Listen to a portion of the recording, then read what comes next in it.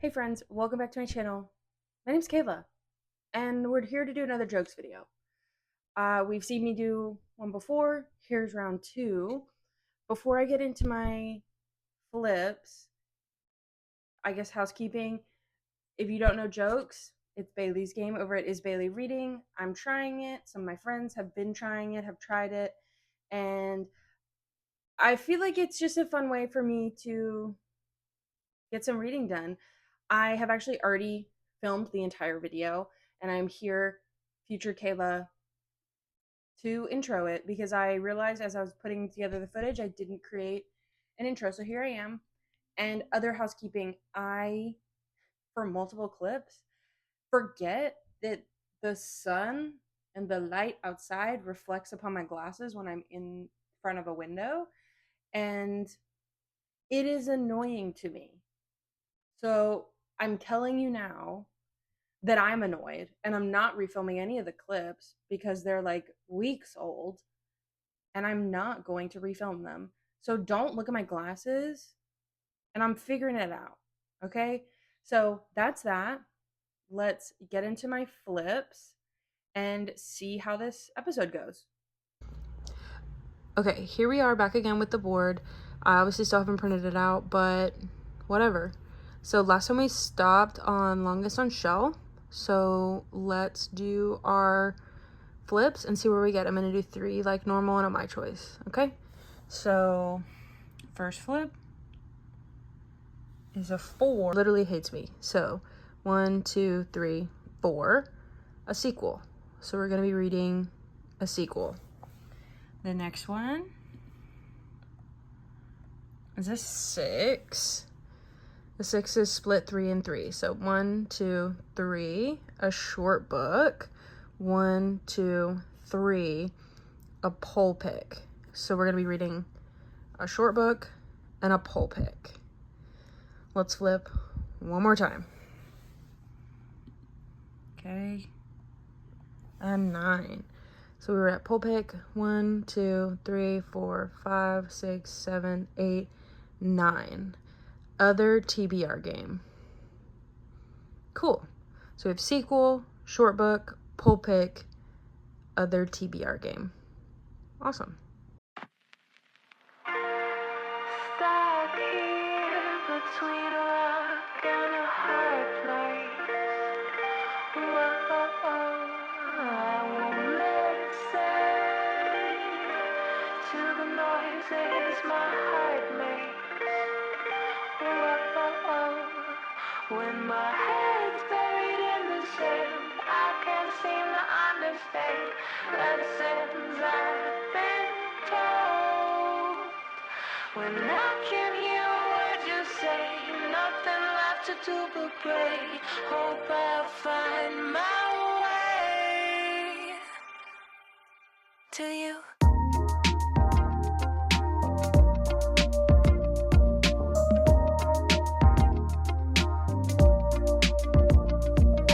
Stuck in a loop where I run from the truth, but it comes back to hit me in the face like, ooh, damn, went too fast. Brought it all back just to wait for the crash. Tripped on the track and fell down flat. Got back up, then started to laugh. Look at that, getting mad at the hand I was dealt and the way that I felt on the days that I wish I could do this clip with a lot of like energy, but it's 3 in the afternoon and I've got a lot of things to say to you right now.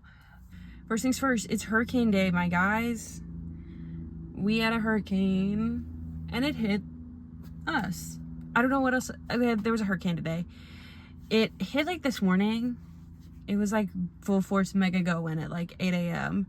And I think we lost power sometime at least between 5 and 7:30 at some point. But I woke up at 8 and I would have probably kept sleeping, but my mom woke me up and she was like, there's no power. And I said, okay. There was nothing I could do, but the house is fine. Everything's fine. There's tree limbs literally everywhere. There are things literally everywhere. And the backyard is full of water. But there's nothing that I can do in this current moment because we don't have power. So there's truly nothing I can do. And I don't want to wade through the water to move the limbs that I don't even know what to do with because I'm lost. I'm so lost. But that is that. Let's move into the books because I've had no power all day. I have lots to say. First thing is I finished one of my books. The book that was for short read, whatever. That one I read So Late in the Day by Claire Keegan. It was super short. I've obviously already finished it. But this one is, it's Rainin'. 3 short stories, and I didn't realize it was short stories. I thought it was one big story, but like, that's fine, whatever. So it's three stories, and the first one is titled So Late in the Day, and I really liked that one. It's a guy, he's like doing his daily thing, he's acting kind of weird. His coworkers are like, hey dude, you okay, you doing okay? And he's like, yeah, whatever. And then it kind of explores like him and his relationship with his partner and kind of what's going on with that, and it was really good. The second one was this like writer who went on like vacation or something and lived on the coast or whatever, and she meets this like old German professor and they like get into it. I didn't like it, whatever. And then the last one was called Antarctica, and this one was about a happily married woman who starts having an affair. That one was good. Most people don't like Antarctica, but I liked that one. So I don't know. I like the way Claire Keegan writes because it's very like, it's very literary, it's very smart, and it's confusing when she does something silly. And I also like the way she uses words to like talk about what characters are feeling and like their dialogue. So I really enjoyed that. I ended up giving it 3 stars because the second story just sucked so bad. But people like that one. I don't like that one. So that, check. Next we have, my choice. So big updates here, people. My choice, I started Bright Young Women that I'm going to put up somewhere. I don't remember who wrote it. Jessica Knoll. Anyway, Bright Young Women. My choice because I'm reading this for my in-person book club. But I made it to the 50% mark last night, and I can't read it. Couldn't keep reading it today. I could have probably finished it today. I couldn't keep reading it because we don't have power. And I have it like the physical book, and my home is very dark. But this one, we follow Pamela, and she kind of goes, it doesn't go back and forth necessarily, but like Pamela is a sorority president. She lives in a sorority house, and we kind of follow the timeline of an aftermath of an event that happened at the sorority house. And I'll say it's 1978, and it's Florida State University. So we kind of follow Pamela on her journey with that. She meets some people. We also have another perspective, Ruth. We're learning about her perspective, 1974. There is a portion where Pamela goes, it's 2021, and Pamela's doing something, but that chapter is doesn't have to happen very often. I'm enjoying it. If you could even clock the general idea of what this is about, it's so good and it's so silly, and it's more about them than who we like to give the credit. That just sounds so gross. Who we give like the credit to for this, and we never say his name. And I absolutely love that we don't say his name. So far, that's very good. I recommend that one so far. Some people in the group have already finished it, so they really liked it. I think I'm gonna like it. Once the power comes back on, potentially I will finish it. That probably won't be today. And then because he had no power, my iPad was charged, and I decided to read one of my books that I have on Kindle Unlimited there. So 50% update of that, and that is my sequel book, and I chose The Viscount Who Loved Me by Julia Quinn. That is Bridgerton number 2.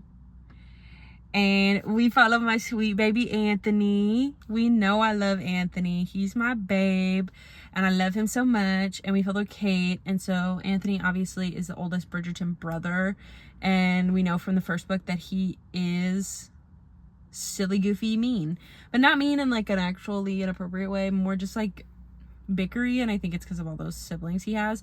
But I really love this so far. I really love Anthony. It's making me feel some feelings that I can't decide are sad or like good. I don't know. It's like not sad, but I like just want Anthony for myself, but I think him and Kate are great. I'm under the assumption of that it's enemies to lovers, and Anthony's trying to get a wife, and Kate's just bebopping around, you know? So nothing really to say on that, because it's Bridgerton. It's historical romance. I'm loving it. That's my 50% update. But I finished a book, and I'm 50% of the way through 2 books. So that's that on that. Those are just what I'm reading right now. So I'll come back when I'm either finished with those or I have more updates. I'll probably finish those 2 first before I start another one. But there are lots of cars on the road. There was really no flooding over here, which is good. I don't think that's the same in other areas. But I'm kind of bored. Like, I'm going to go back in my room and read. But, like I'm enjoying the day to, like, just exist with no power and read my book and stuff. But it's getting to the point where I'm, like, frustrated because I have so many things to do starting tomorrow. I'm supposed to go to work tomorrow. So unless they cancel my work tomorrow, I might figure it out. But I'm supposed to go to work tomorrow on Wednesday. And then I got stuff to do the rest of the week. So I don't even know. I, like, don't even know where to start, what to do. I'm, like, thinking about the limbs on the ground. I'm thinking about the power being out. I'm thinking about going to work. How am I going to wake up in the morning? Because I'm not a morning person and I'm out of my routine. How am I going to... I don't know.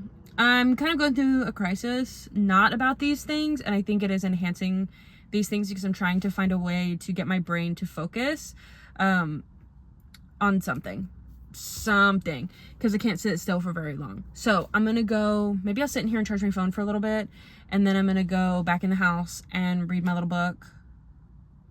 I'll probably finish the Bridgerton book tonight. If we don't get power, I'm gonna just have to sit in my bed and read, which I'm really enjoying. I just can't get comfortable.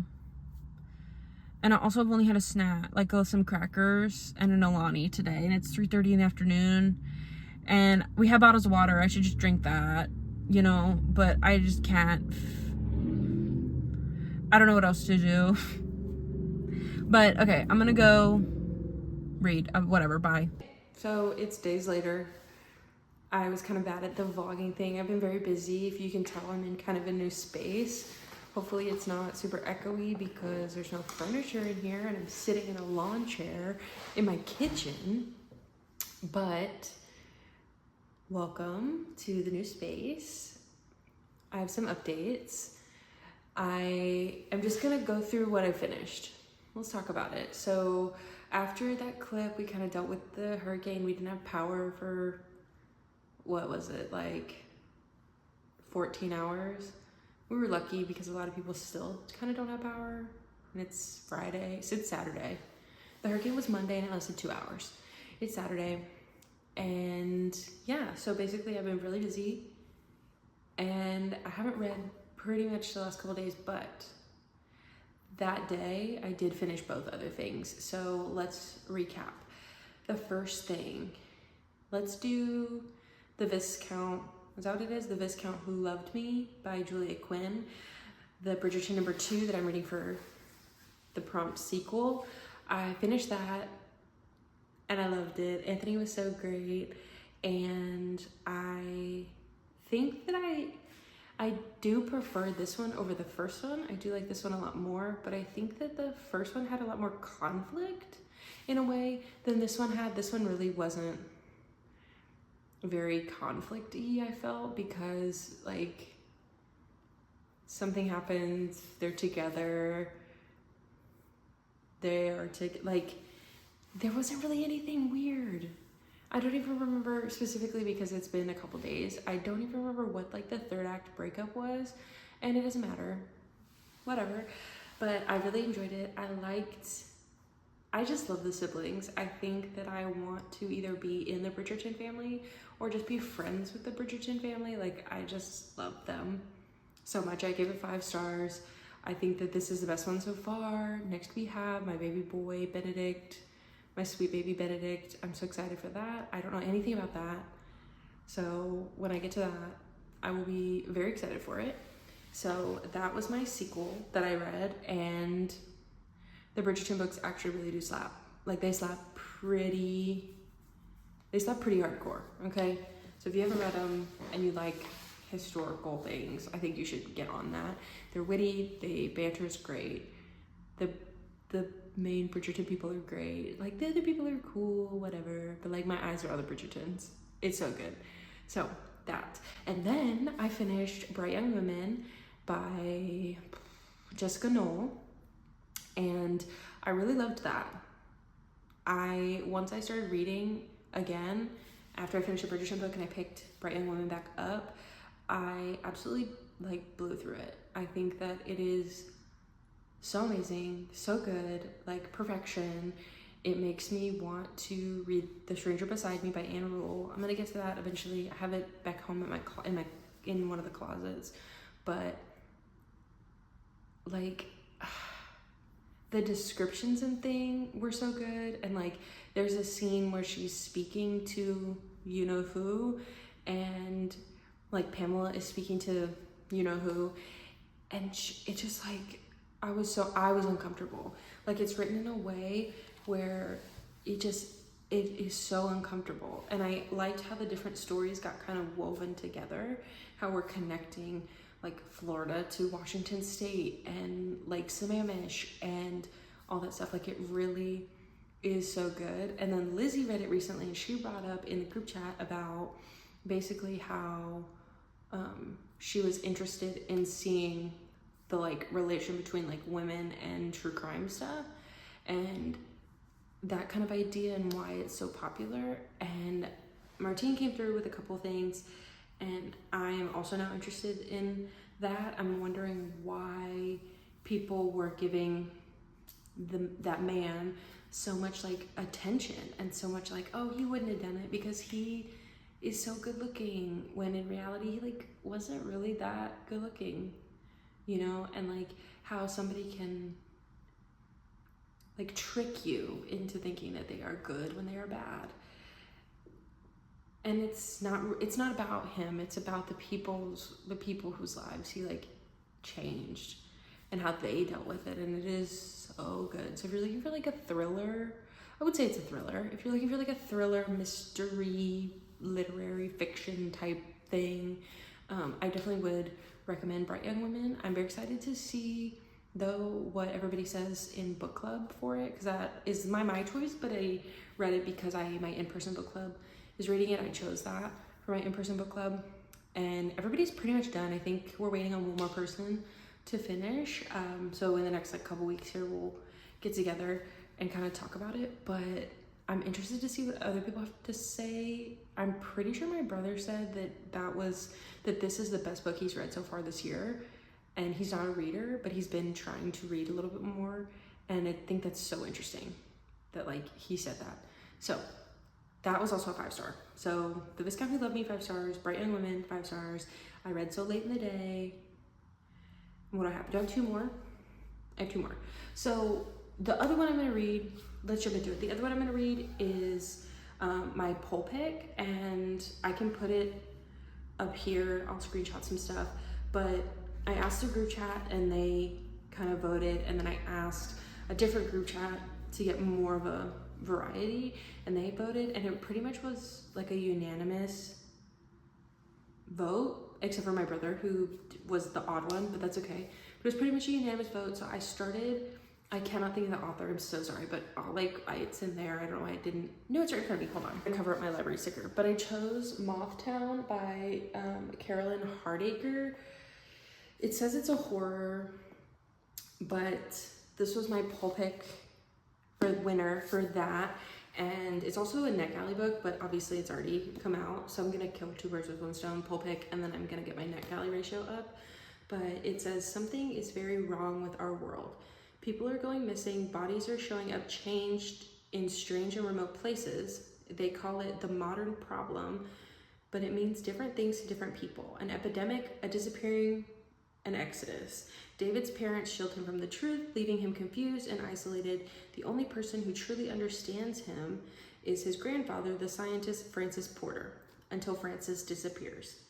Years later, David is trying to build his own world, but when he rediscovers his grandfather's journal, this sends him down another path, one of other worlds, metamorphoses, and the truth that lives at the heart of Mothtown itself. But as his mental health declines, the question emerges, will he disappear inside himself, or will he transform into what he must become to survive? A haunting tale of self-discovery weaving together Carolyn Hardacre's lyrical prose with original illustrations by award winner Chris Riddell. So I did start this the other day and I got 26 pages in. So I'm gonna go read that and kind of like, I don't know, figure it out. It's so lyrical. When the description says like it has lyrical writing, like I think this is gonna take me a hot minute, but that's okay. But it's not the prose that I'm used to. I'm used to very like literal, and this is kind of flowy, and sometimes that just doesn't hit for me. Like that makes me not want to read it. So I'm enjoying it though so far. I have come across one illustration. The illustrations are very like far between. There's probably like, there might only be like maybe 5 in the whole book. Like every couple chapters at the end there's one. But I think the cover is super cool, and I don't know. So I'm gonna go read that. I have the last book for this. I already have it in the bedroom, but I'm gonna read this one first and then move to that one.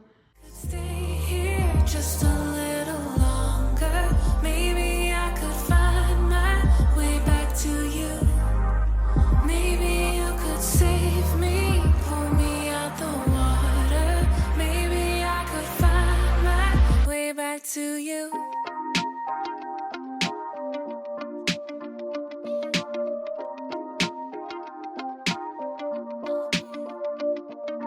Tanks on E, low battery, got nothing to give and got none left for me. And yes, I see, this is a means, the end of the tunnel, got light I can breathe, but I'm out at sea, begging you please, shake me awake, I am trapped in a dream. When I finally get up, I'ma run for home, snuggle up with my kitties in my comfort zone, won't open up again, I'll be vulnerable, cause the moment that I do, I might get thrown and pulled in a new direction, I ain't ready to go. Okay, so we have a lot to catch up on. It's been a hot second. The last clip, I talked about how I was going to start Mothtown. I scrapped that. So I read about 10% of the way through Mothtown. I honestly, it's been many a days. I do not remember what Mothtown was for. I think Mothtown was my poll pick. I DNF'd it at 10%. I just couldn't do it. It was too lyrical for me. It felt like I was watching a horror video game. You know how some horror video games have like that specific like vibe to them that you kind of don't know what's going on, but they're not actually good. Yeah, that's how I felt. So I wasn't into that. DNF that. We're not going to talk about it other than what I said. I'm not into it. Move on. The next one, my last book that I had to do was technically my other TBR game, and I started something and realized that was going to take me a million years to read, and I couldn't do it. So I'm cheating. Joke's on me. I'm a cheater. I cheat in my reading games. That's how it goes. I'm going to have to take a break from jokes after this. I'm rephrasing that to book I know that's on other people's TBR for the month. And that I chose The Perfection Trap by Thomas Curran. We're reading this for the Junie B. Jones read along with Bailey over at Is Bailey Reading and Martine over at Just Martine. I finished this. I listened to it on my trip to San Antonio. I listened to this the last couple days. And this is basically a nonfiction book about like perfectionism and the idea of perfectionism, things like that. So I really enjoyed this. I think that it opened my eyes to the fact that I do have traits that make me think that I'm trying to be a perfectionist, while also maybe identifying that maybe because I'm not hitting those perfection ideals, that I'm thinking of myself as lazy. While I'm actually doing a whole lot, I'm just not fitting into that perfectionist idea type. And so I really liked this book. Is it the best help nonfiction I've ever read? No. Did I enjoy listening to it? Yeah, kind of. If I didn't have to read this for a specific reason, i.e., reading my Junie B. Jones books and then this being the nonfiction, would I've ever picked this book up? No. Am I happy that I did? Yes. So I don't know how to rate this because it is nonfiction. I struggle to rate nonfiction, but I enjoyed it. It was good. I think that it opened my eye to different things I want to try better at and be more successful at, not in a perfectionist standpoint, more in a I'm trying my best, I'm doing what I can standpoint. So that, but those are the things. It's been so long. I do not remember what I read for this. I read The Viscount Who Loved Me. I read Bright Young Women. I read 10% of Mothtown. I read So Late in the Day. And I read The Perfection Trap. There you go. I just had to think about it for a second and say it out loud. That's what I read. That's why you were here. This episode of Jokes was in the beginning. You remember the beginning of this video? It was so successful. I was having a great time. And then I slowly failed. And that's okay. It's like that sometimes. I think my life is starting to get busier where potentially structured videos like this don't necessarily work for me in making a TBR. I do really struggle with finding a set TBR and sticking to it. I'm constantly reading other things and constantly doing other things that I think that maybe I just need to do be like weekly reading vlog. This is what I read this week. There's no rhyme or reason. That's better for me. So I'm going to try to maybe do that next and then slowly incorporate jokes videos here and there. But I enjoyed my time doing this. So thanks, Bailey, again for letting me do this again. But it's going to be probably a hot second before you guys see a jokes episode 3 because I literally everything I just said. That's why. So that's all I have for you guys. Don't forget to like, comment, subscribe, do whatever you need to do. Come on my channel. I will see you guys in my next video with something a little more maybe put together than this. But see y'all later. Goodbye.